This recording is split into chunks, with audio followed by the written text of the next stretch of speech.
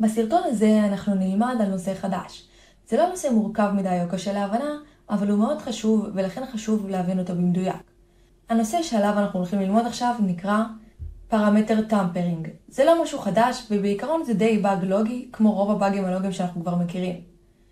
פרמטר טמפרינג היא טכניקה שמאפשרת לנו לשנות פרמטרים באופן שלא היה מכוון על ידי מפתחי האתר. הפרמטרים האלה הם בדרך כלל ערכים שנשלחים מהלקוח אל השרת, ועל ידי התעסקות שלנו איתם אנחנו נוכל לבצע פעולות לא מורשות או פעולות שלא היו מיועדות שיבצעו אותם באופן אחר. בקיצור, לבצע פעולה לא באופן שאליו התכוון המשורר. לדוגמה, נניח שיש אתר שמאפשר למשתמשים שלו לעדכן את פרטי הפרופיל שלהם.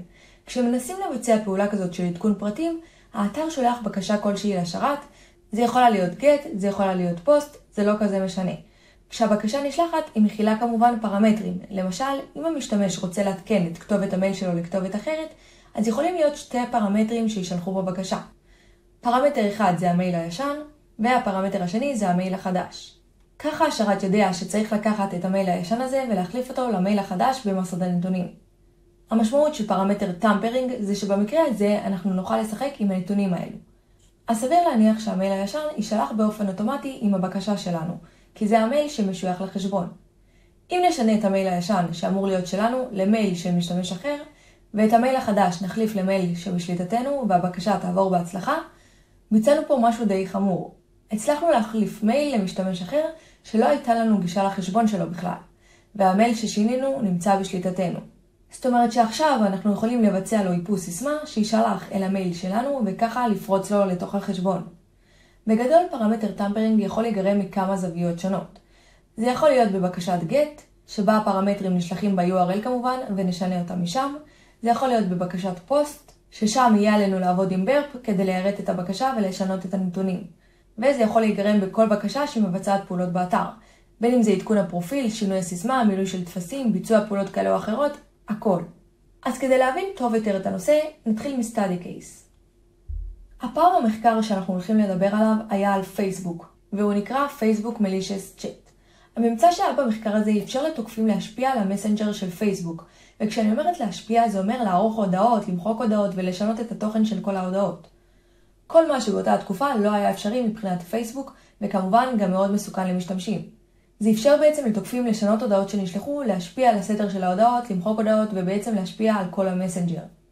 וזה יכול להיות מאוד קריטי, במיוחד אם נתחשב בעובדה שהמסנג'ר נחשב כראיה קבילה בבית המשפט בהמון מדינות. זאת אומרת שהיה אפשר לזייף ראיות או אפילו להפליל אנשים חפים מפשע. אז נעבור עכשיו לחלק הטכני. כששולחים הודעה בפייסבוק היא מקבלת מזהה ייחודי, ID. כאן אפשר לראות את כל הפרמטרים שנשלחים בבקשה בעת שליחת ההודעה במסנג'ר. וזה הפרמטר הספציפי שאחראי על מזהה ההודעה, זה ה-ID. והשם שלו גם לא רחוק מהמציאות, message ID.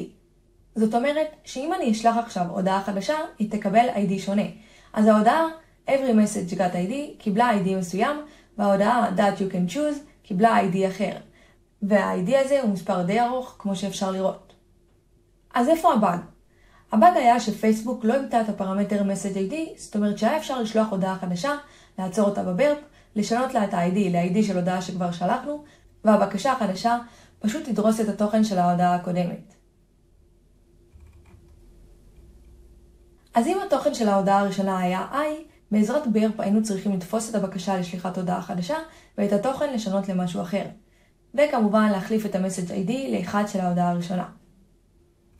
והתוכן של ה-I ישתנה לתוכן החדש שנשלח. ואיך אפשר למצוא ID של הודעות שכבר שלחנו? כאשר פותחים את הצ'אט בפעם הראשונה, נשלחת הבקשה הבאה. ומה היא עושה? תפקידה להראות למסנג'ר את כל ה-ID של ההודעות שכבר נשלחו. זה קורה כי פייסבוק בעצמם צריכים להראות למסנג'ר איזה הודעות קיימות ובאיזה סדר, כדי שנוכל לראות את הצ'אט כמו שעזבנו אותו בפעם הקודמת. הבאג הזה יחסית די פשוט ותוכלו לראות גם את הסרטון שממחיש אותו כאן למעלה. פשוט חפשו את הבלוג הזה אצלנו באתר. עכשיו בואו נבין מהמקרה הזה משהו מאוד מעניין. תחשבו על זה, הרי פייסבוק מסנג'ר קיים בערך מ-2011. איך יכול להיות שעד שהמחקר הזה התבצע, שההפרש היה 5 שנים, אף אחד לא מצא את זה? מיליארדי משתמשים, מאות צוותי פיתוח שונים, מאות בודקי חוסן שונים גם מטעם פייסבוק, וגם כאלה שסתם מבצעים באג באונטי.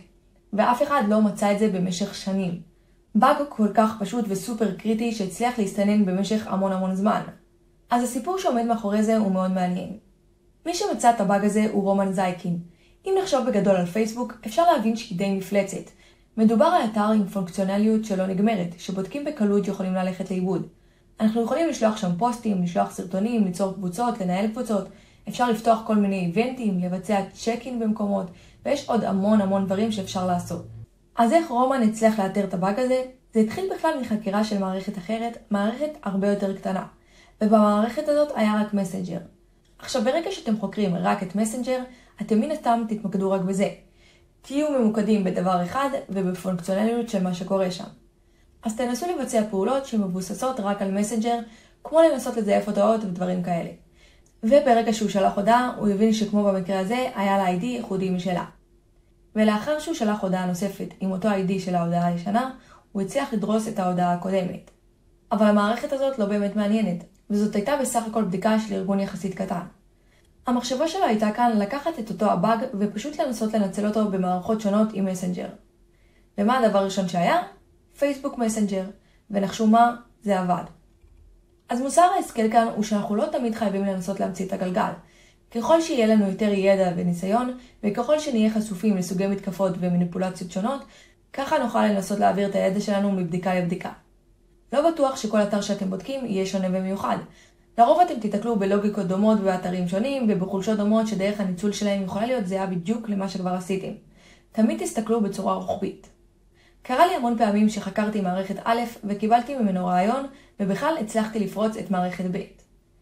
וגם כאן יש דוגמה מאוד קלאסית על מחקר שבוצע אצלנו והפעם על וואטסאפ. וגם שם היה באג חמור. ונחשו מה? המימוש של הבאג היה כמעט זהה בטלגרם. אותה פרצה שהייתה בוואטסאפ הצליחה להניב תוצאות גם בטלגרם. המחקרים האלו נמצאים אצלנו בבלוג למי שמעוניין, אז עד כאן לשיעור הזה ובשיעור הבא נראה איך אנחנו מיישמים את הבאג הזה בפועל.